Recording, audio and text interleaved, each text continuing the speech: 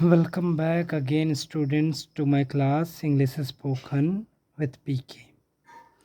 Students, इससे पहले जितनी भी चीज़ें हम लोगों ने पढ़ी, दिस दैट हो, दिस दोज हो, या फिर उनके बीच का डिफरेंस, या फिर उनके हिंदी मतलब क्या होते हैं और कैसे कभी कभी हम कंफ्यूज हो जाते हैं, वो भी हमने क्लियर कर लिया है। मुझे लगा कि कुछ स्पेशल दिया जाए आप लोगों को। तो use of need, need to, या फिर needs and need to.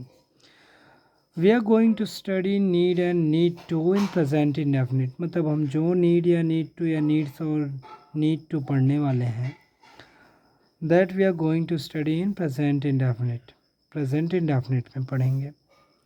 Present indefinite का सिंपल से सिंपल रूल अगर आप जानते होंगे तो उसमें भी आप जानते होंगे कि ता है ती है, मतलब त और ह का इन्वॉल्वेंस ज़रूरी होगा।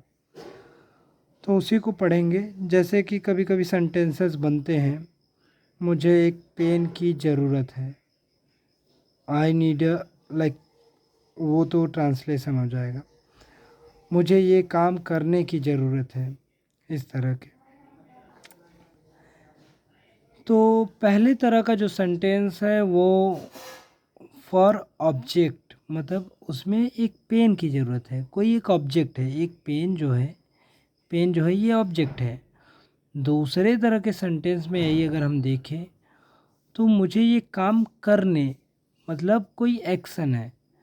तो नीड और नीड टू यहीं से डिफरेंस हो जाता है। ऑब्जेक्ट के लिए हम नीड या नीड्स का यूज़ करते हैं, जो कि प्रेजेंट इंडेफिनिट के रूल में आएगा कि एस लगेगा या नहीं लगेगा। और एक्शन के लिए हम लोग यूज़ करेंगे नीड और नीड टू। ठीक है, इसका स्ट्रक्चर बनेगा, दोनों ही केसेस में अलग अलग स्ट्रक्चर रहेंगे। जैसे फॉर ऑब्जेक्ट, मतलब जब भी कोई चीज़ की ज़रूरत हो, लाइक जैसे हमने यहाँ लिखा है मुझे एक पेन की ज़रूरत है, तो यहाँ पे एक ऑब्जेक्ट की ज़रूरत है। और यहीं पे हमने लिखा मुझे ये काम करने की ज़रूरत है, इसका मतलब कोई एक्शन है। ठीक है, कुछ ना कुछ करना ही है। तो स्ट्रक्चर में पहले तरह का स्ट्रक्चर ऑब्जेक्ट को बताएगा। फॉर ऑब्जेक्ट इट मीन्स कि ऑब्जेक्ट के लिए क्या स्ट्रक्चर रहने वाला है। सब्जेक्ट प्लस नीड या नीड्स। नीड या नीड्स डिपेंड है कि सब्जेक्ट कैसा होगा। Like if subject will be plural then we will use need, and if subject will be singular then we will use needs. Subject जब भी plural रहेगा तो नीड, सिंगुलर रहा तो नीड्स। फिर ऑब्जेक्ट, फिर ईटीसी। ओके, वहीं हम एक्शन के लिए अलग तरह का स्ट्रक्चर यूज़ करते हैं। पहले सब्जेक्ट, फिर नीड टू या needs to. Need to depend करता है कि प्लूरल सब्जेक्ट आए तब लगे, नीड्स टू तब लगेगा जब सिंगुलर सब्जेक्ट आए। मतलब एक्शन के लिए ही प्लूरल सब्जेक्ट आए तो नीड टू, और एक्शन के लिए ही सिंगुलर सब्जेक्ट आए तो नीड्स टू। वहीं ऑब्जेक्ट के लिए प्लूरल सब्जेक्ट आए तो नीड, और ऑब्जेक्ट के लिए सिंगुलर सब्जेक्ट आए तो नीड्स। फिर नीड टू या नीड्स टू लगाने के बाद वर्ब का फर्स्ट फॉर्म, फिर ऑब्जेक्ट, फिर ईटीसी। ईटीसी मतलब अदर चीज़ें जो आ जाती हैं। ठीक है, फिर फुल स्टॉप। हाँ, ये अफर्मेटिव, ये स्ट्रक्चर किसका है? अफर्मेटिव का, मतलब जिसमें नहीं और क्या, क्वेश्चन वर्ड, ये सब का कोई किसी भी तरह का जिक्र नहीं होता है ना। पहला हम सीखेंगे फॉर ऑब्जेक्ट। ऑब्जेक्ट के लिए जब आता है, हमने स्ट्रक्चर तो देख ही लिया किस तरह का बनता है। अब हम सीखेंगे कि ऑब्जेक्ट के लिए जब भी आता है तो हम नीड्स किस तरह से यूज़ करते हैं, वही देखेंगे। It's very simple for you all. उसे एक पेन की ज़रूरत है, उसे एक पेन की ज़रूरत है, मैंने पहले भी बता रखा है। जब उसे किसे कह रहे हैं ये ना पता हो तो हम ही मान लेते हैं ग्रामर में। ओके, उसे एक पेन, सॉरी, उसे एक फ़ोन की ज़रूरत है तो हो जाएगा ही, उसे का ही। और नीड या नीड्स लगेगा, ये इसी पे डिपेंड करेगा। उसे सिंगुलर है तो नीड्स लग गया, है ना, क्योंकि ये किसके लिए, सिंगुलर के लिए। ये किसके लिए, सिंगुलर, और ये किसके लिए, प्लूरल के लिए। Done. He needs a phone, उसे एक फ़ोन की ज़रूरत है, he needs a phone. Okay. Next, हमें एक नाव की ज़रूरत है। अब यहाँ हमें है more than one, it means plural. We क्या है, प्लूरल। हमें एक नाव की ज़रूरत है, वी नीड अ बोट। अब यहाँ पे हम नीड्स नहीं लगाए, क्या लगा दिए, नीड। अभी हम ऑब्जेक्ट ही पढ़ रहे हैं, ध्यान रखिएगा। यहाँ फ़ोन की ज़रूरत है, यहाँ नाव की ज़रूरत है। नेक्स्ट हमारा सेंटेंस है, मेरे पापा को पैसों की ज़रूरत है। पैसा भी तो ऑब्जेक्ट है, कोई चीज़ ही तो है। ऑब्जेक्ट मीन्स कोई चीज़। मेरे पापा को पैसों की ज़रूरत है। My father needs money. My father only one है ना, ओनली वन पर्सन है तो सिंगुलर हुआ, my father needs money. Okay. अब हम नेक्स्ट देखेंगे एक्शन को, कि एक्शन में कैसे यूज़ होता है ना, किस तरह से हम लोग यूज़ कर सकते हैं एक्शन के लिए। ठीक है, जैसे पहले तरह का सेंटेंस मैंने लिखा है। अभी हम कुछ एग्जांपल और ऑब्जेक्ट पे लेंगे। मेरे भाई को एक पुरानी गाड़ी चाहिए। ये इसलिए मैं कह रहा हूँ क्योंकि अभी तक हम लोगों ने पढ़ा ज़रूरत है, बट अब हम क्या पढ़ेंगे, चाहिए। कभी कभी हम लोग को चाहिए भी होता है कोई चीज़, मतलब किसी चीज़ की ज़रूरत होती है, बट उसको भी हम किस में बोलते हैं, लाइक हम बोल देंगे कि मेरे भाई को एक कार चाहिए, जबकि मेरे भाई को कार की ज़रूरत है। तो हम सेंस बनाते हैं ज़रूरत का, लेकिन बोलते हैं, अपना फ्लो रखते हैं चाहिए के सेंस में। मतलब चाहिए में हम फ्लो रखते हैं, बोलते हैं, और बल्कि जबकि सेंस हमारा होता है ज़रूरत में। तब भी हम नीड या नीड्स में ही ट्रांसलेट करते हैं। लाइक मेरे भाई को एक पुरानी गाड़ी चाहिए। My brother needs an old bike.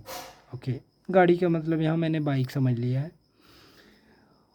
उन लोगों को 5 समोसे चाहिए, तो क्या हो जाएगा, दे नीड 5 रिजॉल्व्स। अब देखो यहाँ चाहिए है, लेकिन क्या, किसके केस में, ज़रूरत के केस में ही, मतलब ज़रूरी है उन लोगों को। समझ गए, यहाँ पे मेरे भाई को भी ज़रूरी था, तो ऐसे केस में भी हम बोलते हैं। अब यहाँ कोई और चीज़ मत लगा दीजिएगा, समझ गए कि नहीं। यहाँ ये नीड में ही ट्रांसलेट होता है फॉर ऑल टाइम, है ना। सभी को शांतिपूर्ण जीवन चाहिए। Everyone needs peaceful life. सभी को शांतिपूर्ण जीवन चाहिए। Everyone needs peaceful life.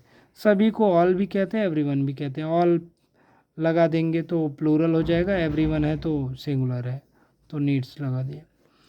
Okay, I hope you guys have understood very well the use of need and needs. Now we are going to understand the use of need to and needs to.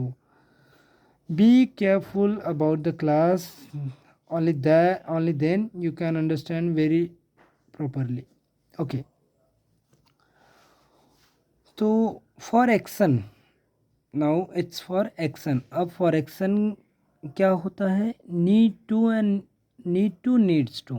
Action के लिए हम लोग क्या use करेंगे, need to और needs to. अब देखिए पहला सेंटेंस हम देखते हैं। पहले सेंटेंस में है, उसे कुछ खाना खाने की ज़रूरत है। यहाँ देखिए एक्शन दिखाएगा खाना खाने की, समझ गए कि नहीं। तो ये खाना क्या हो गया, ये वाला खाना एक्शन हो गया, ये खाना तो फूड हो गया। तो यहाँ हम एक्शन दिखा रहे हैं, और एक्शन दिखाते हैं तो नीड टू या नीड्स टू।